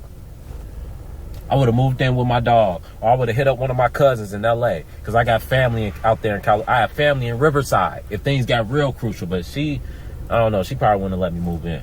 You feel me? But definitely my homies out there in LA and shit, and Compton and shit, they would at least held me down for a little bit. You feel me? If he was a man and it was really a problem, like he was saying there was a problem in them text messages when I left, he would have told me that shit then. But he didn't. So after 2 weeks of being there, I get there July 19th. At the end of July, he comes to me and he says, all right, rent is coming up at the top of the month. You know, I'm gonna need $500 from each of y'all. Do you have it? Are you gonna be able to pay? I was like, bro, I just started working this job this week, literally. I haven't even got my first check yet. I was like, I don't have any money for this first month, bro. But I was like, I promise you, when the next month of rent comes around, I'm gonna have it, bro. No doubt. Next month the rent came around, I had the rent, bro. He came to me at the end of the month, just like he came to me before at the end of the month. Hey, rent coming up, $500 a piece. I'm like, I got you. Zelled him the money. No problem. No problem. Mind you, I get there in July. This is August. The month of August, I paid rent, bruh. Was there only a week, 1 week, uno mas, 1 week, and got a job, bro. Mind you, he had the whole month of June to get a job, bro. The month of June, because let me do a little backstory. The month of June, I was in Chicago because, like I told y'all, my folks moved to Chicago. I helped them move, and I left my car at his parents' crib in their garage. Tony let me leave his car at his parents' crib in their garage. So I had to go back to California at some point to get my car. You feel me? I left my car there because the plan was to go back, right? I ended up staying in Chicago a little longer than I wanted to. There was a lot of shit going on. And one of the homies, I reached out to him. I'm like, bro, I'm trying to get back in Cali so I can get back to working. I already know like security jobs and shit I can get, bro, where I can be making bread and I can get you your bread back as soon as I can. Like, can you just help me get a flight up out of here, bro? And bro got me the flight up out of here. Alex gave me the money to get up out of there, bro. You feel me? Because I ended up getting into it with some family and shit like that, bro. And I was looking for jobs while I was in Chicago when nobody hiring a nigga, bro. And I knew for a fact, like, bro, if I was in California right now, I would have a job. I would not be struggling to find a job right now, bro. Because I was locked in with so much shit, bro. Getting a job out in Cali was nothing for me, bro. Especially with that guard card. I could pretty much have a security guard. I pretty much had that security shit on lock. And they paid decent money. So I knew in Cali, I wouldn't just be sitting around like I was sitting around in Chicago with no job, bro. Niggas was not hiring a nigga, bro. Word to bro. So I started getting desperate because I ain't had no money. So I'm like, bro, I need to get back out in Cali so I can start working, making some bread. Plus, they pay more money out in Cali. Even more the reason why I wanted to be out in Cali, because they pay more money there. And I already had a security gig lined up. So Alex sends me money and I get a flight up out of there, bro. I go to Tony's parents' crib, I get my car. Within a week, I have a job, bro. Within a week, I have a job, bro.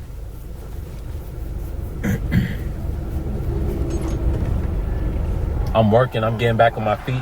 I was gonna pay Alex back immediately, but he told me, he like, bro, I know we got rent coming up, this, that, and the third. You just getting a job. He was like, bro, just pay me back when you can. Don't even stress it. I ain't even tripping. He actually told me, don't even worry about it.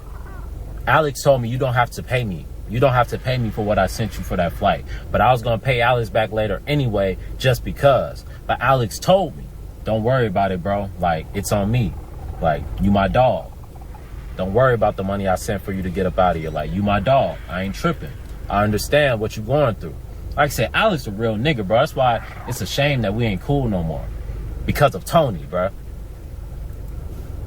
You feel me? So, the last month comes. October. Tony and everybody decides we just gonna go home. Zach was planning on going back home with his I think he moved in with his grandma in LA or some shit like that. He may have moved back in with his parents. Like I said, he comes from a wealthy family, so he had options. He had plenty of places to go. Alex at the end of August, around like August 20th or something like that, Alex starts having car trouble. Mind you, first Alex had got into an accident earlier that month. And he had to come out of pocket for the accident. He almost got a DUI. He was driving drunk. You know, Alex, he was low-key an alcoholic. You feel me? So he you know, a lot of times he would be driving drunk. You feel me? He ended up getting into an accident and shit like that. So it was just a shitty month for Alex. And then once Alex got a new car, the engine went out, bruh. You feel me? Or some shit went out with Alex had got his old car back from his brother, and somebody stole his catalytic converter, bro. His catalytic converter, bro. And it was the third time he got his shit stolen, bro. He was so pressed. He was so pressed. And them catalytic converters, bro, like, you'll be down bad for months waiting for another one, bro. So he was pissed. He already had got into an accident, and he had to come out of pocket, get a new car, this, that, and the third. Now his catalytic converter gets stolen. And he was commuting from Riverside all the way to Palm Springs to go to work. So he was like, man, I can't keep doing this commute, bruh. I can't keep doing this commute. This is towards the end of August, around August 20 something, when this shit starts happening. He's like, bro, I got to move back in with my parents, bro. You feel me? So because his parents stayed out in the valley, out in Cathedral City. It was like 10, 15 minutes from his job. He was like, bro, with these car problems, this, that, and the third, like, I got to go back home. And Alex wasn't trying to go back home because, you feel me, like, he was on this shit where he was trying to, like, do his own thing. Like, he was trying to be his own man. Like, he was on the same type of timing I was on. Like, bro, I'm trying to, like, do my own shit out here, bro. Like, he was trying, he was looking for apartments, rooms, but he couldn't get nothing. He couldn't qualify for nothing, bro. Not with his salary, not none of that. And he had good credit, all that shit. Couldn't get an apartment, bro. Couldn't get approved for an apartment, bro. He was looking. But nobody approving his ass, bro. Even the trenches was turning him down. He was like, damn, what the fuck? So he had to, and mind you, Alex had bread. He had down payment money, all that shit, bro. But I guess his income on paper wasn't enough. But Alex was a hustler. Like, he made money in different ways and shit like that. So he's like, bro, I will be able to make the bread. I can easily pay this shit. So Alex was just pissed off because he has money to pay rent somewhere, but he can't get approved. So Alex had no choice but to go back home. Mind you, Alex didn't want to go back home. Alex was even asking me, like, bro, like, you trying to look for a place, this, that, and the third, but I'd already made it up in my mind, like, bro, I'm finna just go back home. You feel me? So I told him, I'm like, yeah, bro, like, I'm gonna just have to shake this whole situation, bro. Like, I'm gonna just have to go back home, bro. Like, it ain't even gonna work out no more, bro. Like, real talk, bro. Like, I mean, I wish things could have been differently, but with Tony really just folding on us, bro, and not working, it really just threw our plans in the dumpster, bro. It really did. And it forced me and Alex to have to go home. I ain't want to go home. I wanted to stay out in Cali. Alex didn't want to go home. He wanted his own place. But Tony wanted to go home because Tony couldn't get the job he wanted. And Tony didn't want to just work a job and make ends meet for now until he got something better. He didn't want to do that. He wanted to go home. Tony was tired of going to sleep. We'll be home certain nights. You know what I'm saying? We were struggling to have to eat all type of shit. You feel me? Tony wanted to go back home where things will be easier, where mommy and daddy can cook for him. He don't got to pay no bills. Everything I'm doing right now, Tony went home to do. And I didn't want to do this. But because of Tony folding on me, by the time that situation had fell out, the other person that I could have moved in with, he ended up moving in with his girl, and I wasn't trying to stay, you know what I'm saying, over there. Like, I ain't trying to be over there while you clapping cheeks and shit like that. You feel me? Like, no, like, I was like, bro, like, I'm gonna just give y'all space. You feel me? Like, so, and I wasn't really trying to go stay down in Compton or anything like that. So I was like, bro, I'm just gonna go upstate, visit my sister for a little bit in San Francisco, and then I'm going back to Chicago, bro. Like, this shit is cooked. You feel me? This shit is cooked. You know, so Alex was just real disappointed by the end of it because, like, the plan was for us all to get our own shit, bro. You feel me? And work together and not have to pay that much in rent and you know what I'm saying, collab on videos and all this shit, bro. We was talking about doing all type of shit that we ain't never get to, bro, because Tony just gave up on us, bro. Tony literally gave up on us, bro. Like, real talk. He refused to work, bro. Like, he can't tell me he was struggling to get a job. No, bro. I literally was trying to put you on with the security shit, bro. You ain't even need a guard card, bro. And you turned down that opportunity to do what? To DoorDash? And you was barely making money off that shit? Because you ain't know how to really DoorDash like how you supposed to DoorDash. You over at DoorDash and in Riverside. Bro, Riverside don't got money like that. Especially the area we was staying in, bro. You got to go to where the bread at. I kept trying to tell his ass that, but he kept dashing in Riverside, doing the bare minimum, bro. Being a damn bum, bro. Sitting around, just smoking bud, playing damn Batman. Like I said, when I got there, he was probably at like a 60-something completion on Batman. And he said that last month, he said, bro, I'm locked in on this Batman shit. He said, before I leave here, I want to complete Batman to 100% completion. And he did that. He did do that shit. He completed that game to 100. It was Batman Arkham Knight or Arkham City, whatever that game is.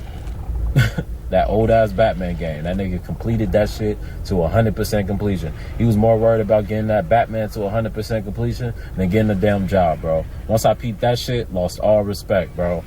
Lost all respect, bro. And then you gonna charge me $500 for rent for me staying there October for 4 days when y'all wasn't even charged a full month of rent, bro. It's crazy. It's crazy. Like, if I would have seen Tony going hard, I would have been more eager to pay him. Like, I would have, even with my money being tight, I would have still paid him that $500 and my money just would have been tight for a while. And I probably wouldn't have been able to stay in San Francisco as long as I stayed because I would have ran out of money sooner than I did. But I was like, bro, why am I going to go struggle to make this nigga life easier, helping this nigga with rent, when he don't even have all of his rent, bro? The last month, October, Tony ain't have all his rent. Alex had to pay Alex had to pay the difference. The person that he told didn't have to pay the last month, Alex had to pay my portion and what Tony owed. Because like I said, Alex, he was about his bread, bro. That nigga was about his bread. So he had the money to do it, he just didn't want to. It's cool when Alex do it, it's a problem when I do it. I had the money to pay the rent, I just didn't want to, because I didn't want to put myself in that financial situation. Just like Alex didn't want to put himself in that financial situation. But to your Mexican brother, I ain't trying to make this racial, but bruh, it's looking like some race may be involved. To your fellow brother, to your fellow Mexican, he don't gotta pay the last month. But me, my black ass, I gotta pay. And you know I ain't got bread like that. And you know I ain't have bread like that at the time. My family had literally spent thousands of dollars to move across the country. They didn't, and this is at the time where my dad still had money. My dad was still doing good. My dad still had money coming in from his job. Right? And still, his money was tight because he had just moved across the damn country, bruh. So no, I couldn't hit up my parents for $500 if that's what you thought. No, when I got there in July, I couldn't hit up my parents for $500 if that's what you thought. Yeah, there was a time where I easily could have hit my dad up for that $500 and he could have sent it. But that wasn't that time no more. And he may have thought that I just came from a family with money and this, that, and the third, and I was just going to be able to help with the rent. And it wasn't that, bro. I was actually struggling at the time. My family was going through a struggle at the time. But yeah, no sympathy, no empathy for my situation, bro. So mind you, fast forward, August 4th, my last day there. I told him I'm leaving. Right before I leave, he comes to me and he says, cause he had asked me a week before that. He asked me about the last month of rent. And I told him, I was like, I literally told this dude, I said, I don't know if I'll be able to pay it. I said, I'm gonna have to see what my last check is looking like and see if I have enough money to go upstate and this, that, and the third. And he was understanding. He was like, for sure, like, if you can't pay it, it's cool. Like, you feel me? Just let me know. I was like, bet. August 4th comes. Bro, before you leave, do you have the money for the last month's rent? Because I was waiting on my last check to leave. And I told him that I was waiting on my last check. And when I got that last check, I was trying to hit the road. So he knew I had just got paid, right? And he knew the hours. Like I said, Tony was smart. He was a low-key genius. He knew the hours I worked. He knew what I got paid an hour. So he knew I had $500, right? So Tony comes to me and he's like, so are you going to pay the last month of rent? And I was like, I just told him I'm not going to be able to. I don't have it, bro. Like, my money is tight right now. Like, the money that I have, I need to use it to help me move, to help me go upstate to San Francisco and get ready to go to Chicago. I need this money to have, you know, food to eat. And I wanted to do things with my sister while I was up there. I wasn't trying to go up there with my sister and be broke and we can't do shit, you know? So I was like, no, I told him I ain't have it. And he just kind of got silent and he left the apartment. You know, he ain't say a word. He just got silent and he left the apartment when I told him I ain't have the rent. He came back like 5 minutes later looking real stressed out. Looking real like he was finna spaz on the nigga. So I'm like, I'm getting ready like, word, like, am I finna see a different Tony? Because Tony ain't never tried to spaz on me. You feel me? But Tony's the type of nigga, he'll spaz on anybody. Right? So I'm thinking we finna get into it over this rent. But he just kind of starts decompressing, you know, just kind of he was in a deep thought, just really thinking. And he just gets to saying like, man, I just gotta figure out a way to pay this rent, bro. Like he just got to stressing about that damn rent, bro. Stressing. And he starts calling people in his family. He calls Zach, you know. And he's telling everybody that I don't have my portion of the rent. And he's short on his rent. And he doesn't know how he's going to pay the rent.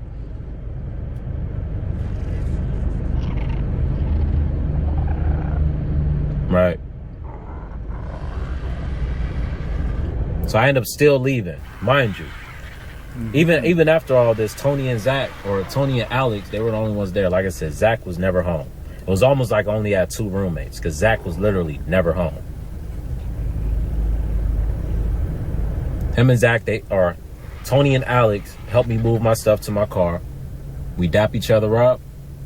I tell them thank you for everything, blah, blah, blah. I'll catch up with y'all niggas later. I'll let y'all know when I get to San Francisco. And it was love. That was it. I hit the road. I'm thinking everything's cool. That's the end of a chapter. You know?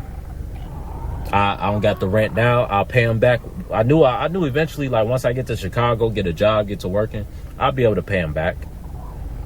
That was what I was thinking. Right? I felt relieved. I was like, all right, cool.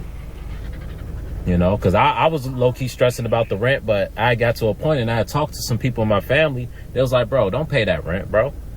Literally, people in my family, they're like, bro, don't pay that rent. Even my homie was telling me. My homie I was saying that I almost moved in with, but he ended up moving in with his girl and all type of shit. And they had like a real toxic relationship. So I was not trying to be in the middle of that shit. You feel me? He even told me, he like, bro, if I was you, I would not pay that last month of rent, bro. This nigga Tony sat around. He ain't work. He did the bare minimum. And he's short on his last month of rent. And Alex don't got to pay, but you do? I wouldn't get that nigga shit. Real talk. And I was like, man. And he was like, you only stayed four days out of the month. You wasn't even there a full month. So why is he charging you for a month of rent? You feel me? Like my homie was smart too, bro. Like, you feel me? Like, you know what I'm saying? Like he ain't get his degree or nothing because he dropped out of school, but in high school he had over like a 3.4 or some shit like that, close to a 3.5. Like he was no dummy. You feel me? Me and him was cool because we played basketball together. But he was telling me, he was like, yeah, bro, like, I wouldn't get that nigga shit, bro. Like, that nigga Tony been on some bum-ass shit since, like, my homie had no respect for Tony. Like, none. He was like, that nigga Tony is a bum, bro. This nigga sitting around, don't got rent, don't got money to eat, don't got, like, bro. He had no respect for Tony. Because my homie, he was one of those, he was a go-getter. He was a worker. You feel me? He was a hooper. An elite hooper. Right? At that. Played on varsity, all type of shit. Was a starter on varsity. This wasn't no bum-ass nigga. Right? And he had no respect for Tony. He's like, yeah, that nigga's a bum. Like, his words, not mine. He's like, yeah, Tony's a bum, bro. Like, to just sit around and not work, that's some bum-ass shit, bro. He's like, bro, if I was you, I'd keep that money, bro, and you know what I'm saying, going about your life. Go upstate, go back to Chicago. Like, you need that money for you, bro. Like, you gonna need money for gas. You gonna need money to eat. Like, food expensive out here. Like, all that shit. And word, like I said, two weeks that went past, and that little $500-600 that I had was gone. You know? Spent it going out with my sister. Now, this bitch fighting demons. She literally in the middle of the street talking to herself. Damn. It's crazy to see people lose their mind like that. But now that's losing your mind. Y'all motherfuckers talking about I'm losing my mind. No, nigga. This lady is losing her mind. Whoa.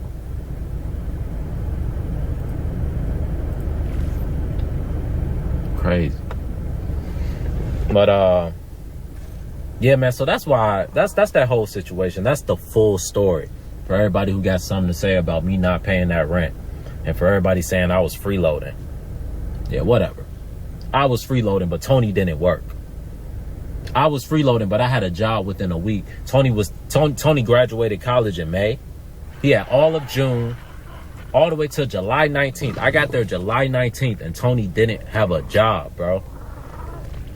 I got there July 19th, and Tony did not have a job. You had all of June and all of July to find some sort of job. I get there, and within a week, I have a job, bro. It just shows the mentality, bro. Niggas who want to get shit done, you gonna get that shit done, bro. But Tony, he was used to his life being, you know what I'm saying? He wasn't ready for that, bro. He wasn't ready for the real world at all, bro. And I wasn't even fully ready for the real world yet. But at least I was hungry enough to attack it, right? At least I was hungry enough to attack it, bro. That nigga ain't even had a hunger to attack it, bro. Once it got hard, he just went home, bro. I lost all respect. After just a month. I'm telling you, I'm talking about early August. This nigga was like, yeah, bro, like, I know we have plans on trying to find a place. He like, bro, looking at the economy. Like I said, he did have a point. Like, Tony convinced me to go home. I'm gonna be real. Because Tony started to see the bigger picture. He was like, bro, looking at the economy, none of us really have good jobs. Like, we gonna be out here struggling, bro. He's like, I'm not trying to, I can't keep doing this, bro. Like, I'm used to having 3 meals a day. Like, my parents cook for me, clean, all. He like, bro, I'm not used to living like this. He's like, I can't keep living like this, bro. So he's like, I'm going home, man. He's like, I can't keep doing this. He threw in the towel.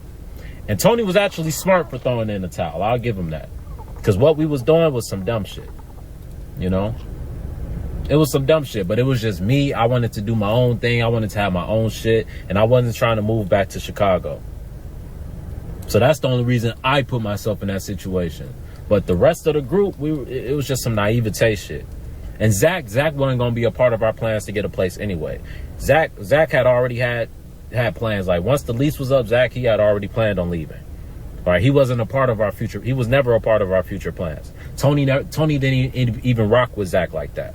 Like I said, they will always be butting heads. Tony just tolerated Zach, right?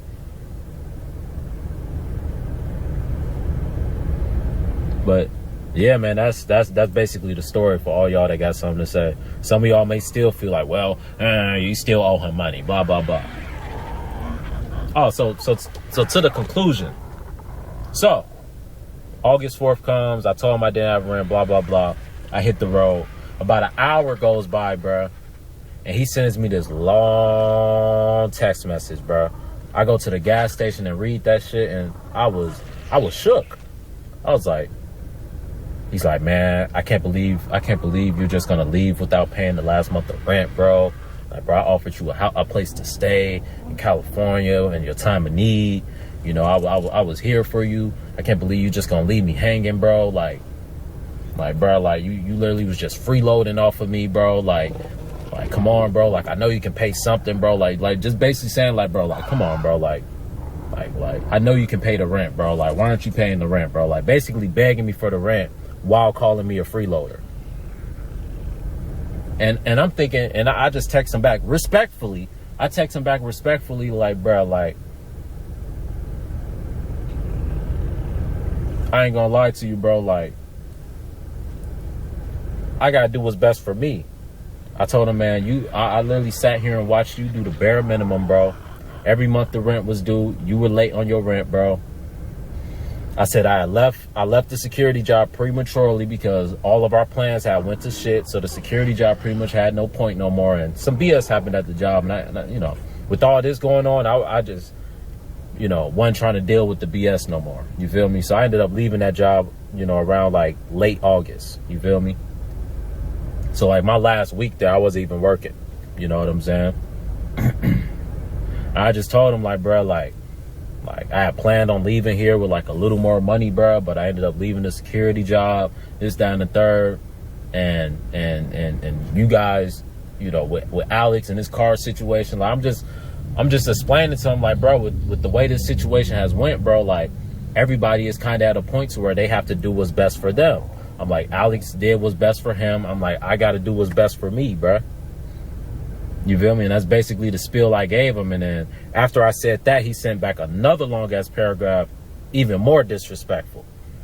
Like, bro, like, I can't remember the exact thing he was saying. I might still have those messages to this day, but he just started getting disrespectful, just basically coming at me like I'm a bum, I'm a freeloader, I used him. And I'm like, what? I used you? Like I needed him. If I didn't come through and help you out, what would you have done? You had nowhere to go. I'm like, bro, that's cap. That's cap. There's places I could have went, bro. I chose to go there. Right? And you know what's crazy? Tony is the one who convinced me to stay in California. Because I was going to just leave with my parents. Like I said, my parents left like the end of May, early June. And I helped them move to Chicago, right? And the plan was for me to, go there, help them get moved in, help them unpack everything, and then go back out to Cali, bro. You know what I'm saying? I was hoping to get me a little job, stay there for a couple of weeks, see family, give me a little job so I can have money to, kick it while I'm there, and so I can have money to get me a ticket up out of there. But I couldn't find a job to save my life, bro. I could not get a job to save my life, bro. That whole month, bro. No job, bro. What type of timing is this nigga on? Like, why would he ride through here like that? People are weird. But yeah, man. That's that situation, dog. But yeah, he just sends me these long ass messages after that. And after he sent me that shit, bro, I still respectfully just responded like, bro, like, I think it was just a misunderstanding, bro. Like, he's telling me like, bro, you're going to stay here. You only pay 1 month of rent. You stay here 3 months. And I just text him back. I'm like, respectfully, I wasn't even here a full 3 months. If we going to be technical, I was here 2.5 months. I said, the first month you charged me, I was only here 2 weeks. I'm just breaking down all this shit that I told y'all in this video to him. And he did not care, bro. He was just pissed off that I ain't pay him that rent, bro. And I was just like, hey, it is what it is, bro. Like, I wish the best. I'm literally telling him, like, I wish the best for you, bro. Like, I wish things didn't have to end like this, but you feel me? And those were pretty much my last words with bro. And then Zach ends up hitting me up like, bro, come on, bro. Like, pay the rent, bro. Like, don't do your homie Tony like that, bro. Like, don't, come on, bro. Like, you feel me? Mind you, me and Zach rarely ever, this is the only time Zach has ever texted me on some shit like this. Like, other than like, oh, I'm outside, or oh, where you, like, you know what I'm saying? Like, we ain't really text about anything important. This is his first time, like, really, like, texting me about some shit, bro. He's like, and I'm just telling him, like, bro, in my situation right now, I really don't got it, bro. Like, I was like, I'll pay Tony back at a later time when my money is better, blah, blah, blah. And then Zach just kind of just ain't really responding. You know what I'm saying? Like, once I started to peep the energy, I was like, all right, if y'all just saying fuck me, then this fuck y'all, bro. If y'all don't want to just respectfully come to a compromise, bro.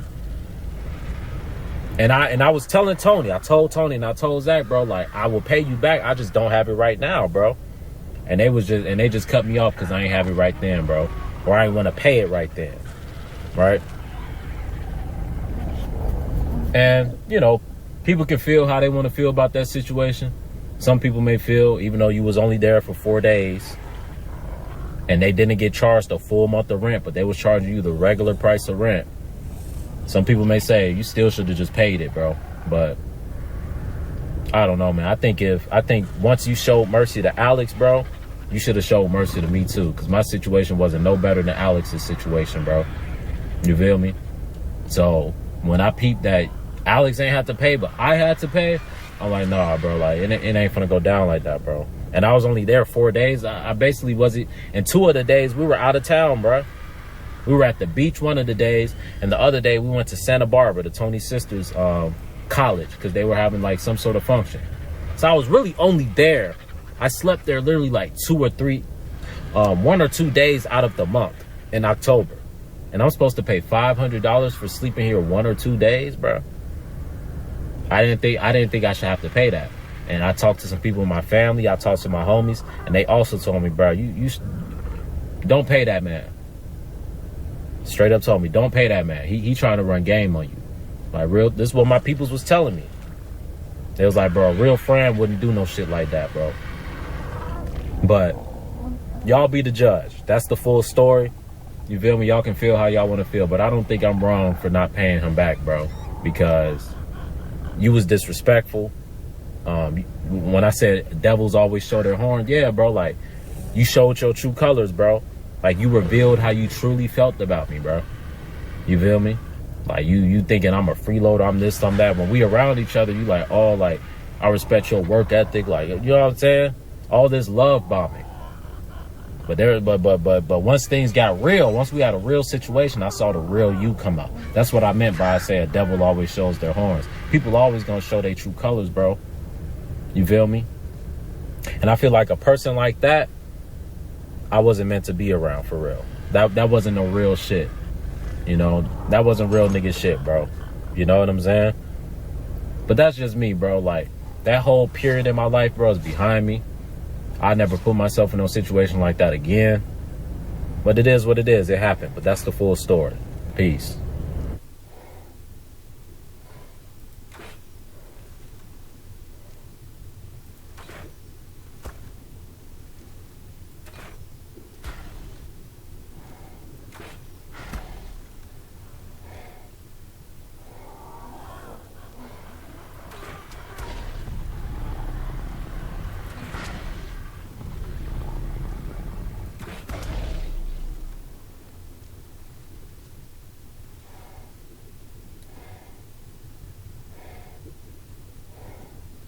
Shit, that's just a level 8.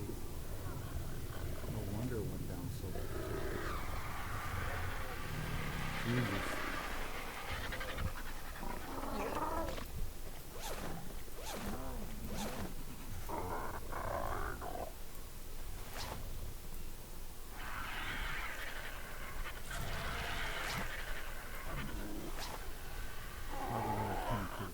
It's only a level 8. Okay. So, I don't think I have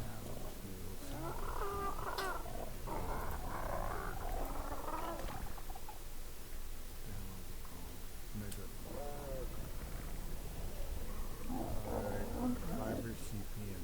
I got plenty of all that.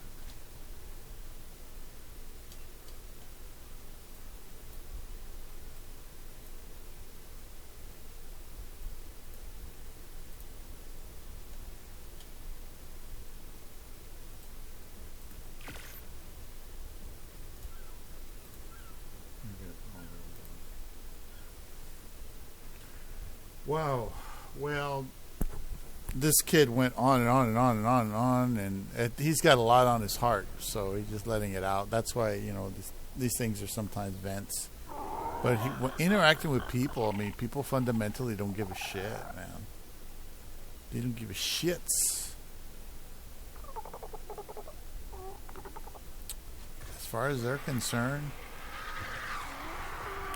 you're good for one thing. And that's all that's to it, bro. Yeah, bro.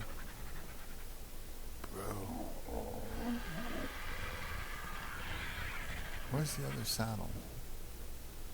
I thought I just had it on my... Oh, here it is. Okay, so...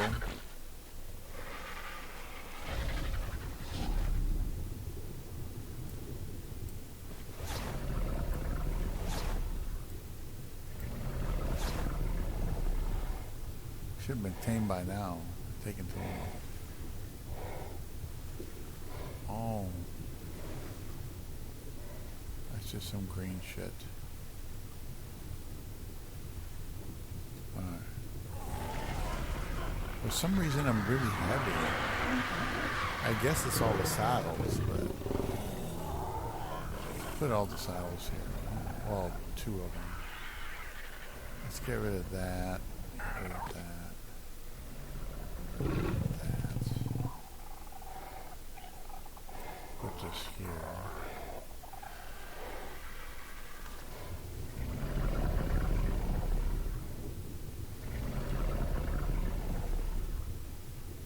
Now this level 8 piece of shit is going to help me get better animals, theoretically. And we'll just have to go from there. I mean, there's a 32, which sucks. Sometimes all of this stuff really sucks.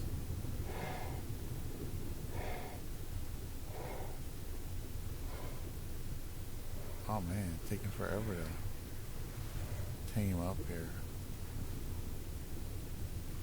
Come on, man. Come on.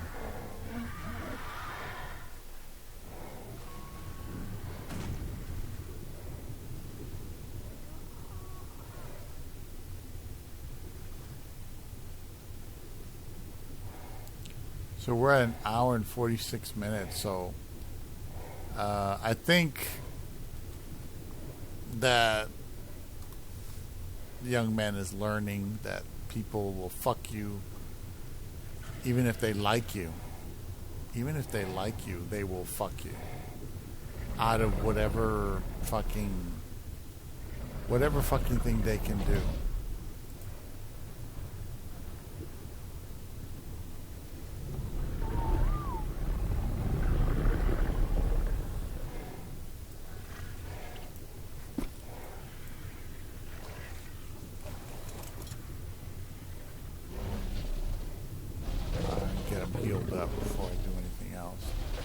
This guy probably will not be able to do jack shit and will barely be able to get away. So I might get stuck in the water somewhere. That's why you don't want to go too deep in the ocean on a low level animal like this. Like here, like I'm going to seal this off eventually and turn it into a corral, but yeah. Megadon has a level up. Put some stam.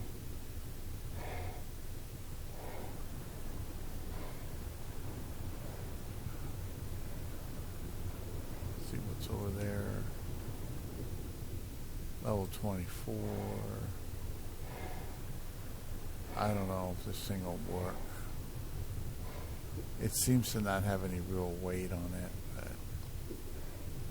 Let's see if I can get him to kill this level 24, which would be an amazing.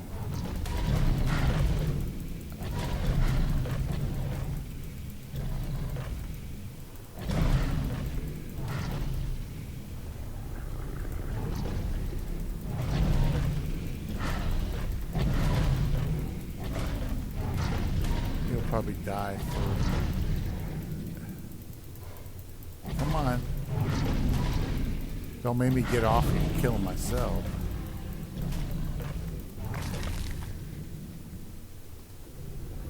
Alright.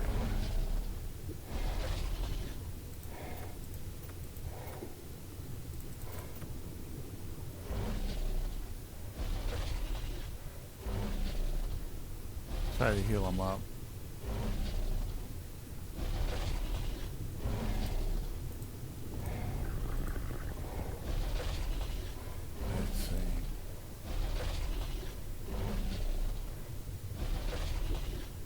That's why I put that raw meat on there.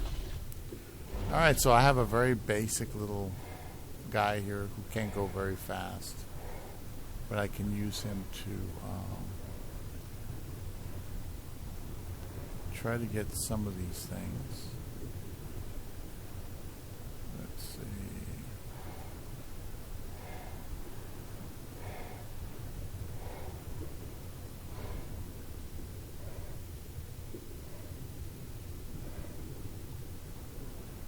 Oh wow. 40 of 32, huh?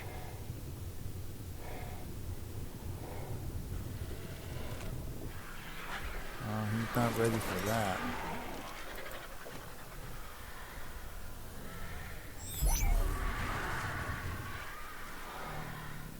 There we go. It's like...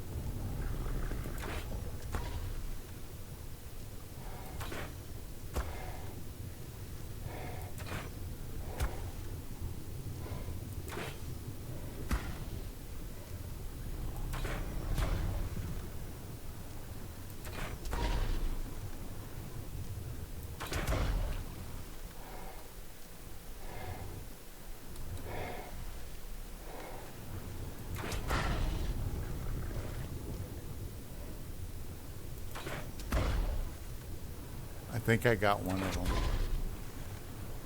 Let's just see what I can grab here. I'll run in there and get more cryos if I have to.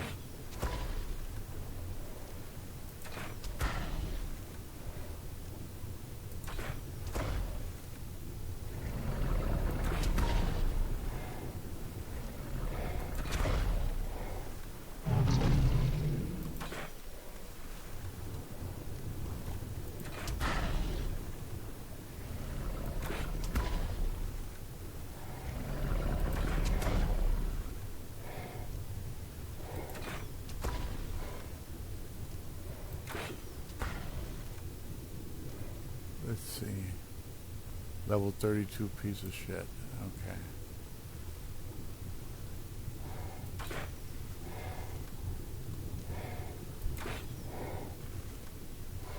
Yeah, unlikely that I'll reach them.